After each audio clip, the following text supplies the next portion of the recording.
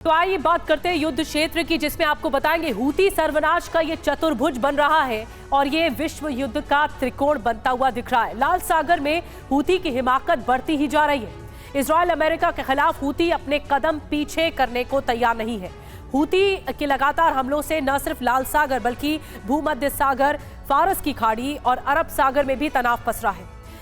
लाल सागर में बना यही चतुर्भुज हूती के विनाश का खाका है, क्योंकि हूती विद्रोहियों के लगातार हमलों से अमेरिका भी आग बबूला है और किसी भी सूरत में अब हूती की हिमाकत को बर्दाश्त न करने का मन भी बना लिया है। तो वहीं हूती को ताकत का टॉनिक देने वाले ईरान और उसके साथी देश अमेरिका के सामने चुनौती बनकर खड़े हुए हैं। ऐसे में विश्व युद्ध का त्रिकोण बनता जा रहा है, जिसकी आग मिडिल ईस्ट तक जलती हुई दिख रही है। तो बड़ी खबर से शुरुआत करेंगे। पहली बड़ी खबर, हूती से निपटने के लिए यूएस का नया प्लान तैयार किया गया है। अदन की खाड़ी में अमेरिकी युद्धपोत तैनात कर दिया गया है। जरूरत पड़ी तो हूती के खिलाफ सैन्य कार्रवाई भी की जा सकती है।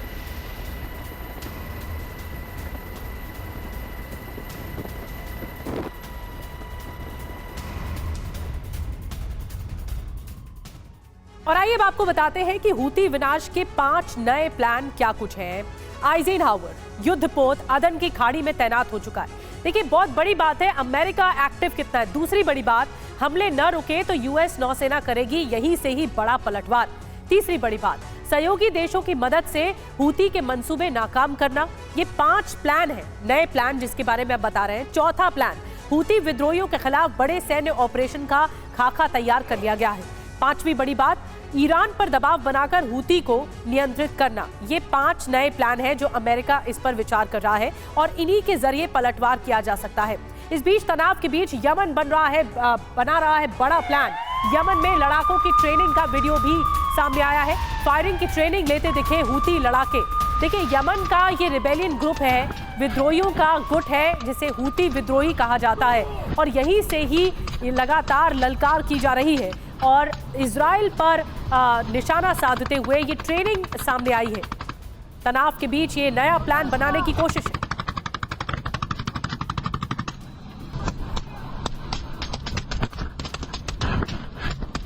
और एक और बड़ी खबर आपको बता दें, हूती का इजराइल पर ड्रोन से अटैक। पहली बार इजरायली शहर पर हमला किया गया है। हूती के जरिए इजरायली शहर एलात पर अटैक किया गया है। ब्रिटिश जहाज ने हूती का ड्रोन गिरा दिया है।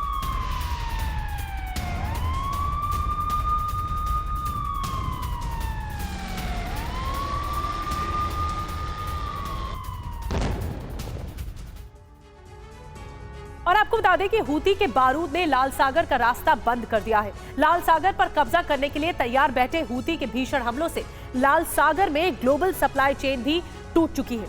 इसका सबसे बड़ा खामियाजा इजराइल को उठाना पड़ रहा है, क्योंकि इजराइल जाने वाले जहाजों पर हूती के हमले बढ़ चुके हैं। समुद्री जहाजों की सुरक्षा के लिए अमेरिका ने समंदर में पहरा भी बढ़ा दिया है, लेकिन हूती समुद्री सर्वनाश पर आमदा है और इसकी वजह से ब्लू जोन में जो समंदर का बड़ा हिस्सा है, यहां पर युद्ध की आहट दिखने लगी है।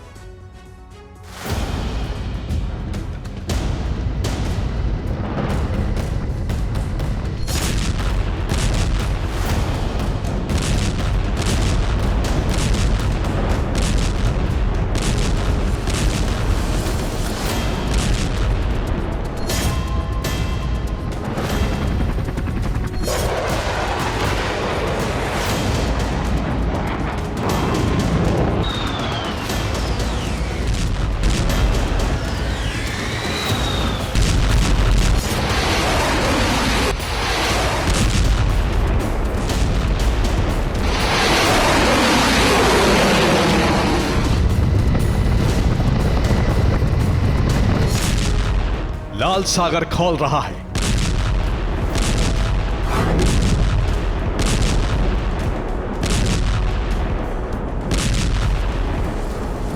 लाल सागर में हूती के हमले जारी हैं।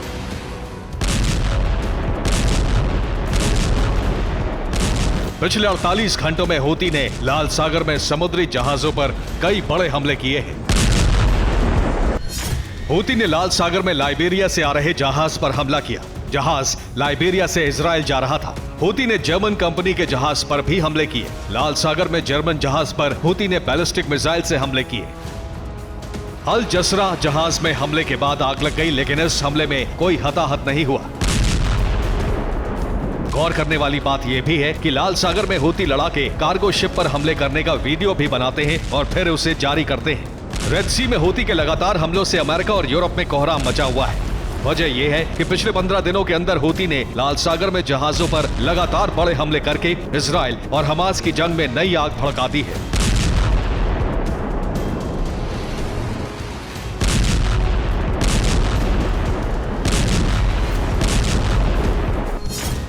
14 दिसंबर जर्मन जहाज पर हमला, 4 दिसंबर बहामास के जहाज पर हमला, 26 नवंबर इजरायली शिप सेंट्रल पार्क को अगवा किया, 25 नवंबर इजरायली शिप पर ड्रोन से हमला किया।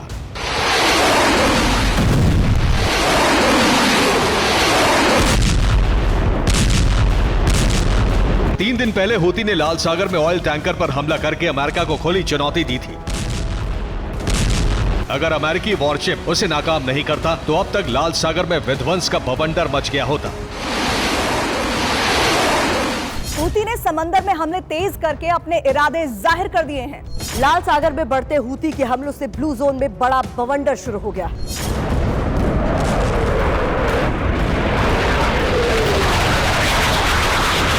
अभी तक लाल सागर में हूती के हमलों को अमेरिका नाकाम करता आ रहा था। अमेरिका लाल सागर से गुजरने वाले जहाजों की सुरक्षा कर रहा था,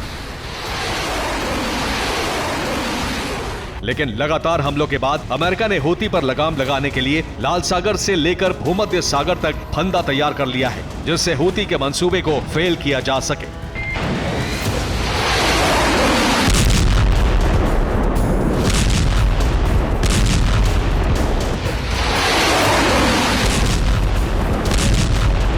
अमेरिका ने ब्लू जोन में जहाजों पर हूती के हमलों के बाद होने वाले बड़े आर्थिक नुकसान से बचने के लिए जो तैयारी की है, उसके अनुसार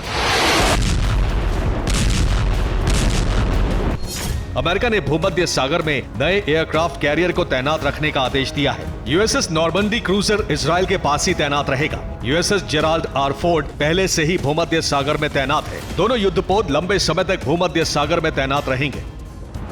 पेंटागन ने 7 अक्टूबर के हमलों के बाद भूमध्य सागर और फारस की खाड़ी में अपनी सैन्य उपस्थिति बढ़ा दी थी। इसके बाद से ही ईरान के प्रॉक्सी गुट अमेरिकी सैन्य ठिकानों को निशाना बना रहे हैं। फारस की खाड़ी में अमेरिका और ईरान के बीच पहले से ही बारूदी टकराव बढ़ा हुआ है। इस बीच हाल ही में जब ईरान और अमेरिकी एयरक्राफ्ट कैरियर के बीच टकराव हुआ तो उसके वीडियो को भी ईरान ने जारी किया।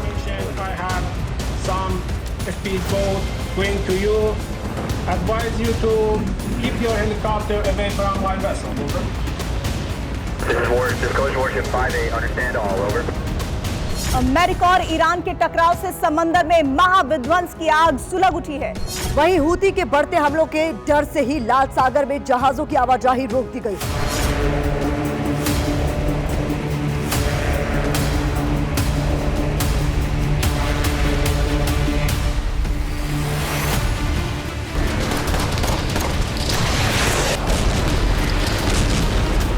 ब्लू जोन में हूती के बढ़ते हमलों से शिपिंग कारोबार पर सबसे ज्यादा असर पड़ा है। लाल सागर में हूती के रेड सिग्नल और उसके बढ़ते हमलों के बाद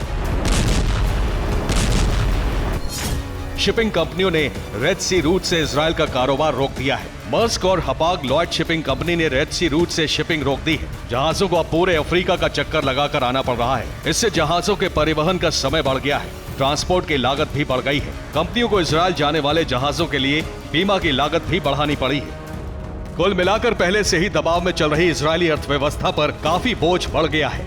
उधर अफ्रीका की ओर से आने वाले जहाजों पर भी हमले का डर है, क्योंकि अफ्रीका वाले रूट से गुजरने वाले जहाजों को सोमालिया के लुटेरों का भी सामना करना पड़ सकता है। खास बात यह है कि कंबाइंड टास्क फोर्स की मौजूदगी उस इलाके में काफी कम है। ऐसे में रेड सी रूट को कारोबार के लिए काफी इस्तेमाल किया जाता है। लेकिन हूती ने धमकी दी है कि अगर इजरायली पोर्ट की तरफ कोई भी जहाज जाएगा तो हूती उन्हें निशाना बनाएगा। हूती के हमलों की आग अब लाल सागर से दूसरे समंदरों में भी फैल रही है। वहीं फारस की खाड़ी से लेकर भूमध्य सागर तक हूती के खिलाफ किसी बड़े ऑपरेशन से अमेरिका भी फिलहाल बच रहा है। हूती के हमलों के बाद से लाल सागर से जहाज गुजरने बंद हो गए हैं। अरब और यूरोपीय देशों के पोर्ट पर माल से लदे जहाज खड़े हैं। जानकारों का मानना है कि सबसे ज्यादा नुकसान अरब देशों को ही होगा, क्योंकि ऑयल टैंकर इसी रूट से होकर जाते हैं।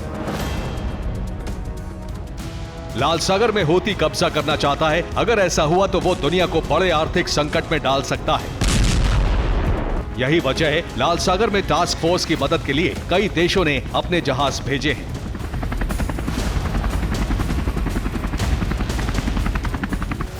Bureau report, TV9 Bharatvarsh.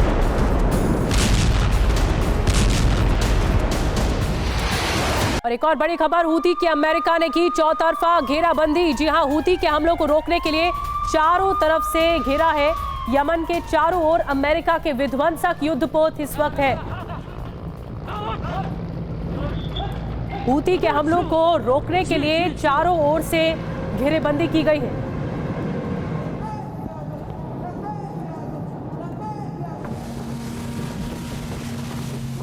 आइए डिटेल में आपको बताते हैं हूती को लगातार कैसे घेर रही है आईडीएफ।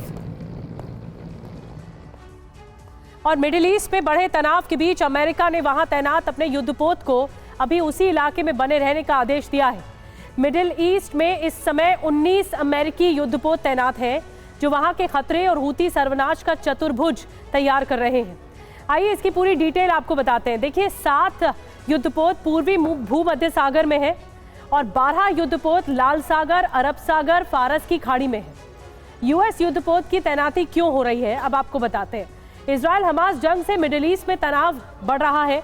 जो दुश्मन देश है ईरान, जॉर्डन, यमन की चुनौती सामने आ रही है। हूती पर लगाम लगाना, लाल सागर में हमलों से रक्षा और इराक, सीरिया में अमेरिकी ठिकानों की सुरक्षा, यही सब मकसद बताए जा रहे हैं कि ये तैनाती की गई है। मिडिल ईस्ट से विश्व युद्ध भड़कने की आशंका है। हूती की घेरेबंदी से ईरान पर भी नजर है। ईरान और समर्थक देशों से टकराव का डर इस वक्त है।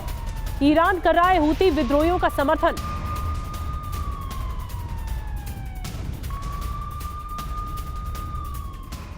और देखिए, अब आपको बताने जा रहे हैं मिडिल ईस्ट में कैसे आग फैली हुई है। विश्व युद्ध 3 का त्रिकोण बनता हुआ दिख रहा है। कारण क्या है? इजराइल हमास जंग। और कसूरवार कौन है? हमास, हूती, हिजबुल्लाह के हमले। कैसे होगी इसकी शुरुआत, ये भी बता दें कि ईरान के दखल से ये चिंगारी और ज्यादा भड़कने वाली है। अब 3 अहम किरदार कौन है? इजराइल, ईरान, अमेरिका, ये 3 अहम किरदार हैं। मिडिल ईस्ट में यूएस क्यों है, ये भी जान लीजिए। ईरान, जॉर्डन, यमन की चुनौती की वजह से, लाल सागर में हूती के हमलों से रक्षा करने के लिए, इराक, सीरिया में यूएस ठिकानों की सुरक्षा की वजह से ये तैनाती लगातार हो रही है और अमेरिका की मौजूदगी है। इसी बीच आपको बता दें कि गाजा के हमास कमांडर याया सिनवार का नाम इस वक्त इजराइल की हिट लिस्ट में सबसे ऊपर है। 10 दिन पहले ही इजराइल ने यह दावा किया था कि खान यूनिस में याया सिनवार एक बंकर के अंदर छिपा है। सिनवार को पूरी तरह घेर लिया गया है और जल्दी ही उसको ढेर भी कर दिया जाएगा। लेकिन इजराइल ये दावा हकीकत इजराइल का बनता हुआ नहीं दिख रहा है। याया सिनवार अब भी जिंदा है, अब भी युद्ध की कमान संभाले हुए है। इजराइल के लिए मुसीबत भी बना हुआ है। सिनवार को जानने वाले इजरायली कमांडर भी मान रहे हैं कि वो गाजा या जॉर्डन में, तेल अवीव में भी हो सकता है। कैसे, ये देखिए रिपोर्ट के जरिए।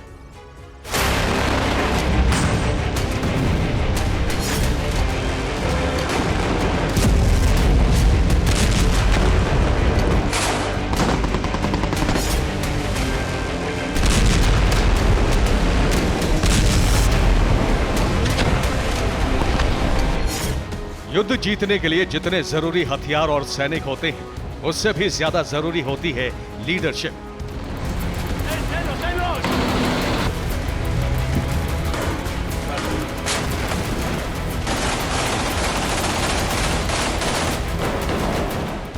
लायक रणनीति नहीं बनती और बिना सही रणनीति के जंग नहीं लड़ी जा सकती।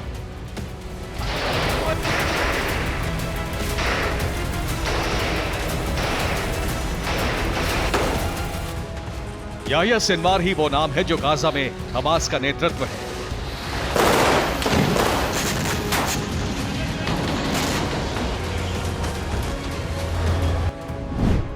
सिनवार का मतलब है हमास के युद्ध की रणनीति। सिनवार का मतलब है अल-कस्साम ब्रिगेड का हौसला। सिनवार ही हमास और अल-कस्साम के हथियारों की सप्लाई का काम संभालता है। युद्ध की रणनीति तैयार करना भी सिनवार का काम है। लड़ाकों के लिए रसद सप्लाई भी सिनवार के जरिए होती है।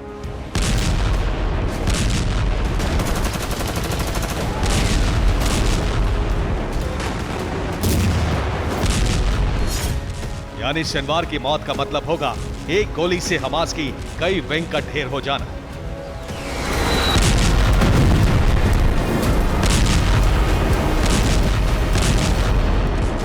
लेकिन इजरायली सेना उसके करीब नहीं पहुंच पा रही है। 5 दिसंबर तक याह्या सिनवार गाजा में था। इजरायल का दावा था कि सेना उसके करीब पहुंच चुकी है। 6 दिसंबर को भी इजरायल ने यह दावा किया कि वो सिनवार के बहुत करीब है, लेकिन सिनवार अब तक इजरायल की पकड़ में नहीं आया है।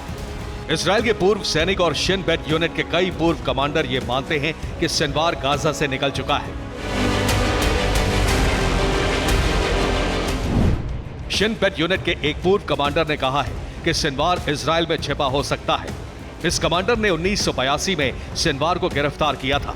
तब सिनवार को फारा जेल में रखा गया था।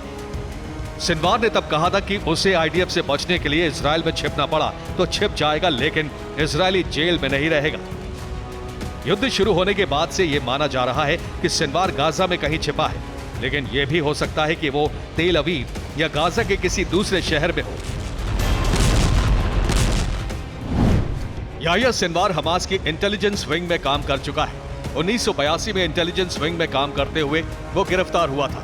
सिनवार अपना हुलिया बदलने में माहिर है। सिनवार ने कई साल हिब्रू भाषा लिखनी बोलनी सीखी है। वो यहूदियों के रहन सहन के तौर तरीके जानता है। यहूदियों की उपासना पद्धति भी सिनवार जानता है।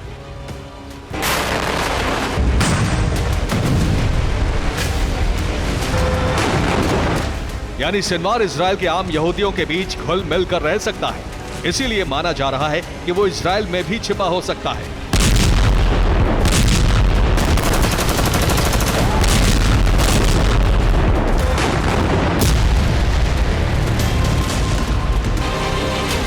इस वक्त हमास की टॉप लीडरशिप इजरायल के टारगेट पर है, लेकिन दुनिया की सबसे मशहूर इंटेलिजेंस एजेंसी मोसाद भी इन्हें नहीं ढूंढ पा रही है। दरअसल युद्ध से पहले हमास के तमाम बड़े लीडर्स और कमांडर गाजा में मौजूद थे, मगर जैसे ही इजरायल से जंग शुरू हुई, हमास की राजनीतिक विंग का प्रमुख इस्माइल हानिया कतर जा पहुंचा। मगर अब इस्माइल हानिया कतर से फरार हो चुका है। हानिया का फोन भी स्विच ऑफ बताया जा रहा है। हानिया की तरह हमास के डिप्टी चीफ सालेह अल अरौरी भी कतर में ही छिपा था, लेकिन वो भी हानिया के साथ कतर छोड़ चुका है। उसका भी मोबाइल स्विच ऑफ है। हमास का टॉप कमांडर खालिद मशाल, जो हानिया का करीबी बताया जाता है, वो भी हानिया के साथ कतर से फरार हो चुका है। हमास की मिलिट्री विंग का प्रमुख मोहम्मद दाइफ भी गाजा में छिपा था, लेकिन वो भी अब गाजा छोड़ चुका है। वहीं हमास की अल कसाम ब्रिगेड के प्रवक्ता अबू उबैदा युद्ध के दौरान लेबनान में छिपा था, मगर इस वक्त अबू उबैदा लेबनान को छोड़कर फरार हो चुका है। हमास की पॉलिट ब्यूरो का मेंबर ओसामा हमदान भी लेबनान से भाग निकला है। हमास गुट के विदेश मंत्री महमूद अल जहर के जॉर्डन से फरार होने की भी खबरें सामने आ रही हैं। हमास के चीफ कमांडर अबू मरजक गाजा से मिस्र पहुंचे थे, लेकिन अबू मरजक अब मिस्र से भाग निकला है। वहीं अल कसाम ब्रिगेड का चीफ मारवन ईसा गाजा में मौजूद था। आईडीएफ से जंग लड़ रहा था, लेकिन उसके भी गाजा से फरार होने की खबरें सामने आ रही हैं।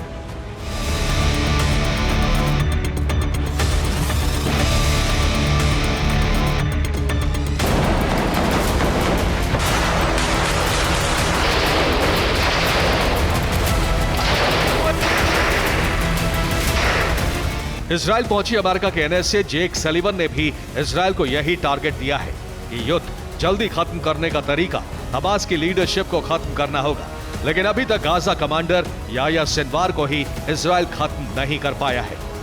Bureau report, TV9 Bharatvarsh. और अगली बड़ी खबर, अमेरिकी सेंट्रल कमांड के कमांडर ने किया इजरायल का दौरा। इजरायली सैन्य प्रमुख हर्जी हलेवी से मुलाकात की है। हमास के खिलाफ जंग की रणनीति पर चर्चा की है। सुरक्षा हालात और मानवीय मदद पर मंथन किया गया है।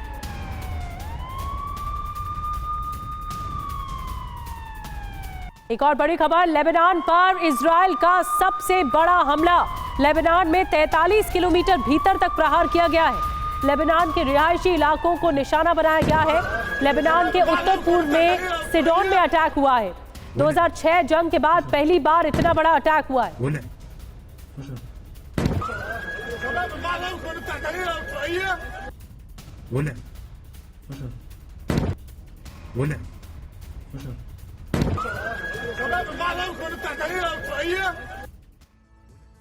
और आपको बता दें कि लेबनान पर सबसे बड़ा प्रहार हुआ है। क्या कुछ और डिटेल में जानकारी मिल रही है कि किस तरह इजराइल अब लेबनान पर निशाना साध रही है। लेबनान पर अब तक का ये सबसे बड़ा हमला बताया जा रहा है, सबसे बड़ा प्रहार है। लेबनान के होमीन में रिहायशी इलाकों पर अटैक किया गया है।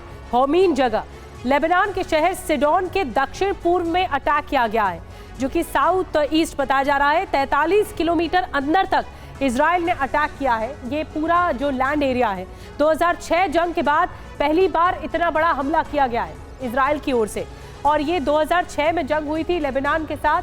अब इजराइल की ओर से 2006 के बाद सबसे बड़ा प्रहार हुआ है।